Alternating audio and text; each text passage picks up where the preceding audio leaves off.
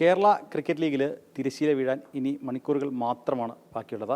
ഇപ്പോൾ നമ്മളൊപ്പം കൊച്ചി ബ്ലൂ ടൈഗേഴ്സിൻ്റെ ഉടമ സുഭാഷ് മാനുവൽ ചേരുന്നുണ്ട്. സുഭാഷ് ഏട്ടാ, ടീം ഫൈനലിലേക്ക് എത്തിയിരിക്കുകയാണ്. വളരെ സന്തോഷം. സപ്പോർട്ട് ചെയ്ത എല്ലാവർക്കും നന്ദി.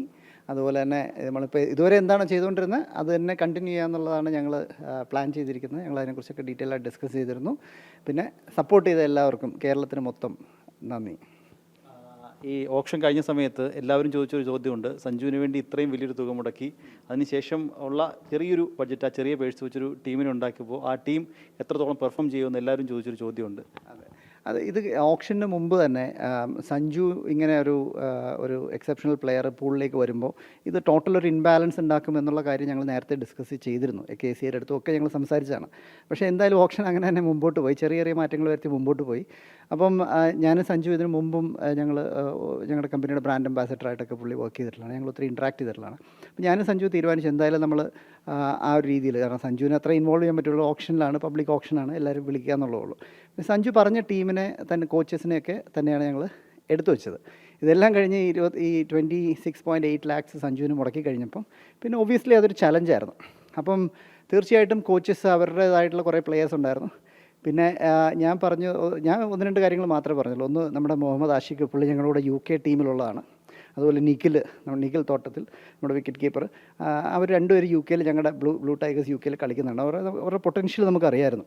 അപ്പം അതുകൊണ്ട് ഇവരെ രണ്ടുപേരെയും പ്രത്യേകിച്ച്, കാരണം നിഖിൽ നമ്മുടെ കൂടെ ഓൾറെഡി ഉണ്ടായിരുന്നു, റിട്ടൈൻ ചെയ്താൽ മതി.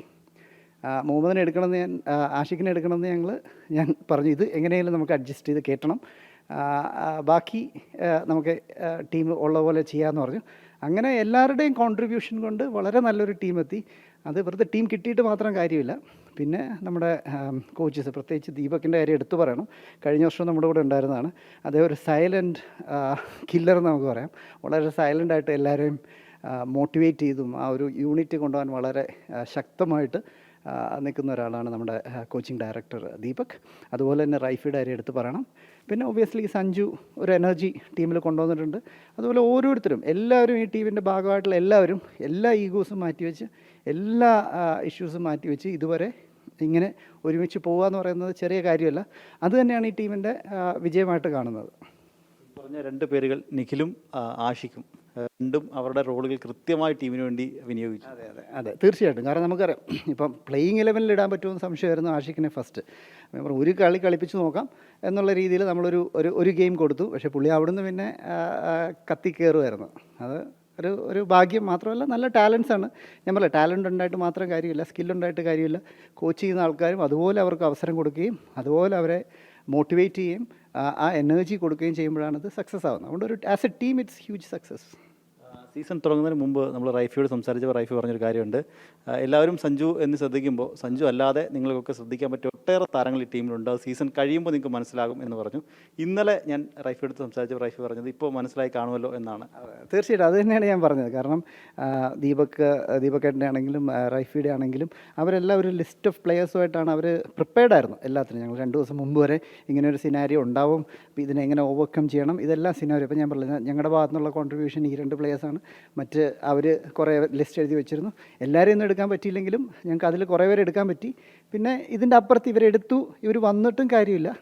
ഈ പറഞ്ഞ പോലെ ആ ടീമിനുമായിട്ട് ജെല്ലായി ആ ഒരു അറ്റ്മോസ്ഫിയർ ക്രിയേറ്റ് ചെയ്യാൻ കൊടുക്കാൻ പറ്റിയെന്നുള്ളതാണ് ആ കോച്ചസ് ചെയ്ത ഒരു അൺബിലീവബിൾ വർക്ക് എന്ന് പറയുന്നത്. പറഞ്ഞോളെ, കോച്ചിങ് അവരുടെ കണക്കൂട്ടൽ കൃത്യമായിരുന്നു. അതാണിപ്പോൾ സഞ്ജു പോയതിനു ശേഷം പകരക്കാരായി എത്തിയ ജിഷ്ണു അടക്കമുള്ള ആളുകൾ അവരുടെ പെർഫോമൻസും എങ്ങനെയാണോ ടീമിന് ആവശ്യം ആ രീതിയിൽ തന്നെ. അതെ, ഞങ്ങൾ ടീം തുടങ്ങിയപ്പോൾ തന്നെ ഞാനും ക്രിക്കറ്റ് കളിക്കുന്നതാണ്. അപ്പം ഞങ്ങൾ പറഞ്ഞൊരു കാര്യമുണ്ട്, അതായത് എക്സ് ഫാക്ടർ എന്ന് പറഞ്ഞൊരു കാര്യമുണ്ട്. എല്ലാം നമ്മൾ ടേബിളിൽ നമ്മൾ എഴുതുമ്പോഴും അല്ലെങ്കിൽ പേപ്പറിൽ എഴുതുമ്പോഴും അനലിറ്റിക്കലായിട്ടും പല ടീമും പല സ്ട്രെങ്ത് ആയിരിക്കും. പക്ഷേ ഇത് ഒരു മാജിക് എന്ന് പറഞ്ഞാൽ, ഞങ്ങളതിന് മാജിക് എന്ന് തന്നെ ഞങ്ങളുടെ ടീമിൻ്റെ അകത്ത് വിളിക്കുന്നത് തന്നെ. അതായത് നമ്മൾ ഒരിക്കലും ഒട്ടും പ്രതീക്ഷിക്കാത്ത സമയത്ത് ചില മാജിക്കുകൾ സംഭവിക്കും. അത് നമ്മൾ അതിൻ്റെ അകത്ത് നിൽക്കുക, ആ സ്പിരിറ്റിൽ നിൽക്കുക.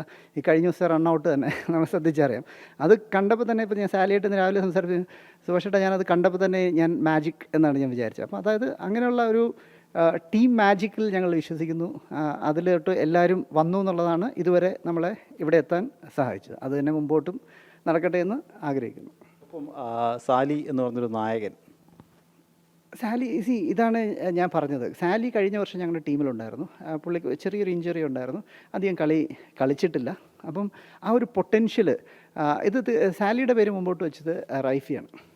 അതിനുശേഷം ഞങ്ങൾ എല്ലാവരുമായിട്ടും ഡിസ്കസ് ചെയ്തു. ഞങ്ങൾ പറഞ്ഞു ഓക്കെ നിങ്ങളുടെ ഡിസിഷൻ അതാണ്, ഞങ്ങൾ സപ്പോർട്ട് ചെയ്യുന്നു.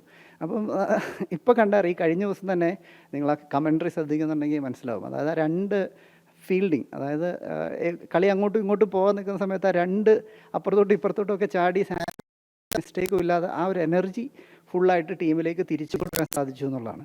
ഇൻഡിവിജ്വൽ പെർഫോമൻസ് എന്ന് പറയുമ്പം സാലി പെർഫോം ചെയ്ത ഒത്തിരി മാച്ചസ് ഉണ്ട്. പിന്നെ Sali is a captain, he has to give that energy. അതാണ് ഒരു ക്യാപ്റ്റൻ്റെ മെയിൻ കാര്യം. അത് അദ്ദേഹം വളരെ ഭംഗിയായിട്ട് ചെയ്യുന്നുണ്ട്. ഫൈനലി പ്രവേശിച്ചതിന് ശേഷം സഞ്ജുവിനെ വിളിച്ചിരുന്നോ? സഞ്ജുവായിട്ട് സംസാരിച്ചിരുന്നു. അപ്പം ദുബായിൽ വരുന്നോ എന്ന് ചോദിച്ചു. അപ്പോൾ ഞാൻ പറഞ്ഞു ഏഷ്യ കപ്പ് എപ്പോഴാണെന്ന് എനിക്കറിയില്ലായിരുന്നു. പക്ഷേ എന്തായാലും ഞാൻ പോകുന്നുണ്ട് ലാസ്റ്റ് വീക്ക്. അപ്പം സഞ്ജുവും വളരെ ഹാപ്പിയാണ്. പിന്നെ സഞ്ജു പറഞ്ഞൊരു കാര്യം, ഈ സത്യം പറഞ്ഞാൽ ഇന്ത്യയിൽ തന്നെ ഇങ്ങനെ ഒരു ഓപ്ഷനിൽ പകുതി കൂടുതൽ പൈസ ഒരാൾക്ക് മാറ്റി വെച്ചിട്ട് ഒരു ടീം വന്നിട്ട് ആ ടീം ഇതുപോലെ പെർഫോം ചെയ്യുന്നത്, ഇത് റൈഫ് പറഞ്ഞത് ലോകത്ത് തന്നെ നടക്കാത്തൊരു കാര്യമാണെന്നാണ്. അപ്പോൾ എന്തായാലും മാജിക് സംഭവിക്കട്ടെ. And blue tigers we believe in magics. എന്തായാലും ടീമിൻ്റെ വിജയത്തിന് ശേഷം നമുക്ക് വീണ്ടും ഇതുപോലെ സംസാരിക്കാൻ കഴിയട്ടെ എന്ന് ആശംസിക്കുകയാണ്. അനീഷ് കാട്ടാക്കടയ്ക്കൊപ്പം എം നിഖിൽ കുമാർ, ജനം.